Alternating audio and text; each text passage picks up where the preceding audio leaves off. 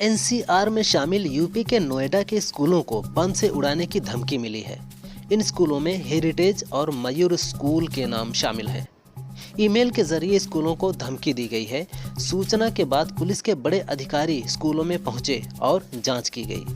Delhi NCR के स्कूलों को पहले भी ऐसी धमकी मिल चुकी है जो फर्जी निकली थी। उस वक्त कुछ लोगों को गिरफ्तार भी किया गया था। भारत सरकार ने एआई ऐप्स के इस्तेमाल को लेकर एडवाइजरी जारी की है। फाइनेंस मिनिस्ट्री की ओर से जारी किए गए आदेश में कहा गया है कि कई सरकारी कर्मचारी ऑफिस के कंप्यूटर और लैपटॉप में चैट जीपीटी और डीप सीक जैसे एआई ऐप्स और वेबसाइट का इस्तेमाल कर रहे हैं, जो खतरनाक साबित हो सकता है। ये ऐप्स कॉन्फिडेंशियल डॉक्यूमेंट और डेटा के लिए खतरा साबित हो सकते हैं। ऐसे में इनका इस्तेमाल ना करें। ज्योतिष पीठ के शंकराचार्य स्वामी अभिमुक्तेश्वरानंद सरस्वती ने कहा, अखिलेश अगर किसी श्रद्धा के स्थान में जाकर माथा टेक देता है तो आपके लिए ये मुद्दा है, लेकिन आपका सीएम गो हत्या कराता रहे, ये आपके लिए मुद्दा नहीं है। शर्म आनी चाहिए मुद्दा बनाने वालों को। हम हिंदुओं के लिए ये बहुत बड़ा मुद्दा है कि गाय हमारी माँ है, हमारी माँ को काटा जा रहा है। ये मुद्दा हमारे लिए डूब मरने की बात है, ये हमारे लिए है। महाकुंभ में इंस्पेक्टर अंजनी कुमार राय की ड्यूटी के दौरान 30 जनवरी को मौत हुई थी। पहले खबर थी कि भगदड़ में उनकी जान गई। अब पुलिस विभाग ने बताया कि अंजनी की ड्यूटी भीड़-भाड़ वाली जगह नहीं थी। 30 जनवरी को उनकी तबीयत खराब हुई। उन्हें इलाज के लिए अस्पताल ले जाया गया था, जहां डॉक्टरों ने उन्हें मृत घोषित कर दिया। उनकी मौत हार्ट अटैक से हुई है। अंजनी गाजीपुर के रेवतीपुर ब्लॉक के गाँव बसुका के रहने वाले थे। मिल्कीपुर उपचुनाव में मतदाताओं का आईडी चेक करने के आरोप पर एसएसपी राजकरण नैयर ने कहा, हम किसी भी मतदाता का आईडी कार्ड नहीं चेक कर रहे हैं। फोटो में जो व्यक्ति दिखाई दे रहा है वह एक प्रत्याशी का एजेंट है। बता दें कि अखिलेश ने फोटो शेयर किया था कि मतदान को प्रभावित करने के लिए बड़े अधिकारी मतदाताओं का आईडी चेक कर रहे हैं। दिल्ली के सीलमपुर में विधानसभा चुनाव के बीच हंगामा हो गया। बीजेपी कार्यकर्ताओं ने फर्जी वोटिंग का आरोप लगाया, जिसके बाद आम आदमी पार्टी और बीजेपी कार्यकर्ताओं के बीच झड़प हो गई। ऐसे में भारी पुलिस बल मौके पर बुलाई गई और कार्यकर्ताओं को शांत कराया गया। बीजेपी का आरोप है कि कुछ महिलाओं ने बुर्के में फर्जी वोटिंग की है, जिसके विरोध में वे नारेबाजी करते हुए प्रदर्शन कर रहे थे।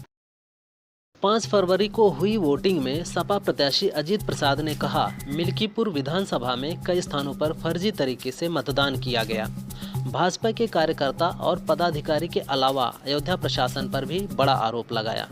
अजीत प्रसाद का कहना है कि भाजपा सत्ता के माध्यम से बड़े पैमाने पर फर्जीवाड़ा कर रही है।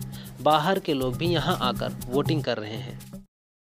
अमेरिकी राष्ट्रपति डोनाल्ड ट्रंप ने अपने एडवाइजर्स से कहा है कि अगर ईरान मेरी हत्या कर दे तो ईरान को पूरी तरह से तबाह कर देना।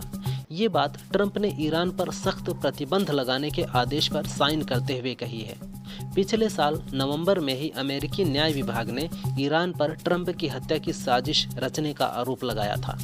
ईरान जनरल सुलेमानी की हत्या का बदला लेने के लिए ट्रंप को मारने की धमकी दे चुका है। शिया इस्माइली समुदाय के सर्वोच्च धर्मगुरु 88 वर्षीय आगा खान 4 का पुर्तगाल में निधन हो गया। उन्हें पैगंबर मोहम्मद साहब का वंशज माना जाता है। वह पूरी जिंदगी लोक कल्याण में लगे रहे। वह हार्वर्ड ग्रेजुएट होने के साथ ही बड़े बिजनेसमैन और आधुनिक शिक्षा के हिमायती थे। उन्हें मुस्लिम तौर तरीकों और मॉडर्न जीवन शैली के बीच पुल के रूप में देखा गया। आगा खां फाउंडेशन दुनिया भर में लोक कल्याण के काम कर रहा है। कांग्रेस सांसद मनु सिंघवी ने दिल्ली में पहली बार वोट डाला। सिंघवी ने पार्टी के लिए बेहतर नतीजों की उम्मीद जताई। कहा कि पार्टी के सदस्यों को उम्मीद है कि नतीजे चौंकाने वाले होंगे। कांग्रेस अच्छा प्रदर्शन करेगी। सिंघवी ने कहा, पहली बार दिल्ली में वोट कास्ट किया है। इससे पहले जोधपुर जाता था। सभी प्रक्रियाएं सुचारू रूप से चल रही हैं। लोग जागरूक हैं और जानते हैं कि विकास के लिए किसे वोट देना है। भारतीय नस्ल की गाय को 40 करोड़ रुपए में खरीदा गया है, जो अब तक की सबसे महंगी गाय साबित हुई है। इसके चलते इसे Guinness book of world record में जगह दी गई है।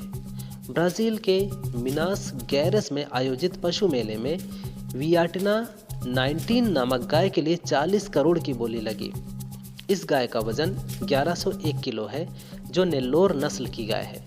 यह भारत के आंध्र और तेलंगाना में मिलती है। ये गाय विपरीत परिस्थितियों में भी रह लेती है। अमेरिकी राष्ट्रपति डोनाल्ड ट्रंप के आदेश के बाद अवैध प्रवासियों को निर्वासित किया जा रहा है। खबर है कि भारत 18,000 अवैध प्रवासियों को वापस लेगा। इसी बीच एक वीडियो वायरल हो रहा है जिसमें एक महिला ट्रंप को नसीहत देती हुई और प्रवासियों को बाहर ना निकालने की मार्मिक अपील करती नजर आ रही है। एक एक्स यूजर ने वीडियो शेयर करते हुए लिखा, महिला ने ट्रंप की आंखों में आंखें डालकर इंसानियत का पाठ पढ़ाया।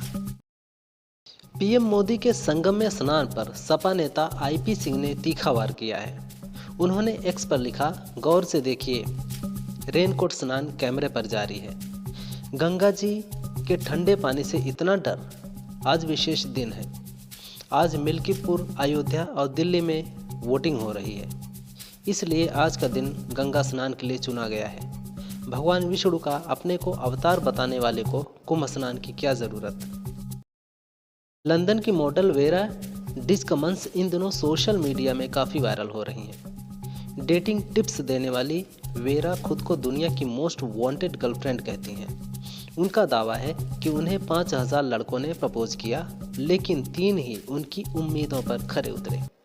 वेरा का कहना है कि बॉयफ्रेंड बनने के लिए लड़के को स्मार्ट, केयरिंग, फनी, जिम्मेदार और फाइनेंशियल स्टेबल होना चाहिए। जब तक ये सब ना मिले तब तक सिंगल रहो।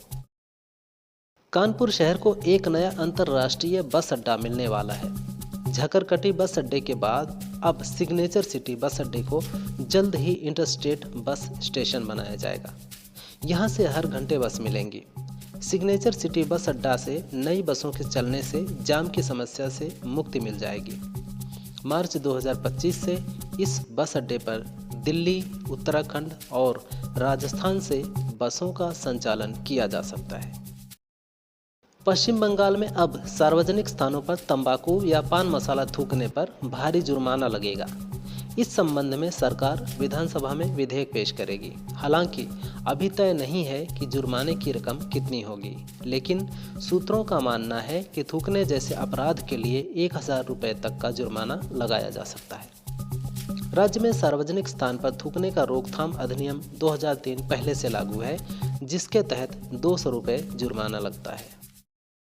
दक्षिण अफ्रीका के पूर्व फास्ट बॉलर वेरनोन फिलैंडर ने भारतीय बॉलर जसप्रीत बुमराह की तारीफ के साथ ही बीसीसीआई को सलाह भी दी है। उन्होंने कहा, बुमराह ने नए कीर्तिमान स्थापित किए हैं।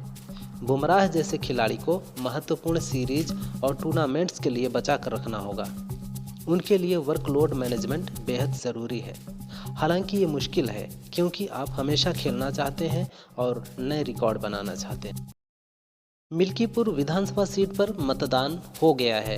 इस बीच अखिलेश यादव ने एक वीडियो शेयर किया है, जिसमें बीजेपी समर्थक दावा कर रहा है कि उसने अकेले 6 वोट डाला है। सपा चीफ ने 3 वीडियो शेयर करते हुए लिखा, मिल्कीपुर उपचुनाव में रायपट्टी अमानीगंज में फर्जी वोट डालने की बात अपने मुंह से कहने वाले ने साफ कर दिया है कि बीजेपी सरकार में अधिकारी किस तरह से धांधली में लिप्त है। निर्वाचन आयोग को और कोई सबूत चाहिए क्या? दिल्ली चुनाव के बीच आप सांसद राघव चड्ढा ने आरोप लगाया कि नई दिल्ली में रिलीवर को अंदर नहीं जाने दिया जा रहा है। अगर रिलीवर अंदर नहीं जाएगा और हमारा पोलिंग एजेंट बाहर नहीं आएगा तो मतदान प्रतिशत, फर्जी वोटिंग, ईवीएम, इन सब की आधिकारिक जानकारी कैसे सामने आएगी? हमारे कुछ साथियों को थाने में रखा है। पुलिस मतदाता को बंधक नहीं बना सकती। पुलिस और बीजेपी द्वारा कुछ अवैध चीजें की जा रही हैं। अमेरिका से भारत डिपोर्ट किए गए 205 भारतीयों में से 104 को लेकर अमेरिकी सैन्य विमान C-17 अमृतसर पहुंच गया है। विमान में सर्वाधिक 33 लोग हरियाणा के हैं। इनमें कोई कुख्यात अपराधी नहीं है। भारत में रिहाइश का डेटा मिलने पर ही उन्हें आने की इजाज़त दी गई। इमिग्रेशन के बाद इन्हें इनके घर भेजा जाएगा। सफर के दौरान अवैध प्रवासियों को हथकड़ियों में ही रखा गया, क्योंकि ट्रंप ने इन्हें क्रिमिनल करार दिया था।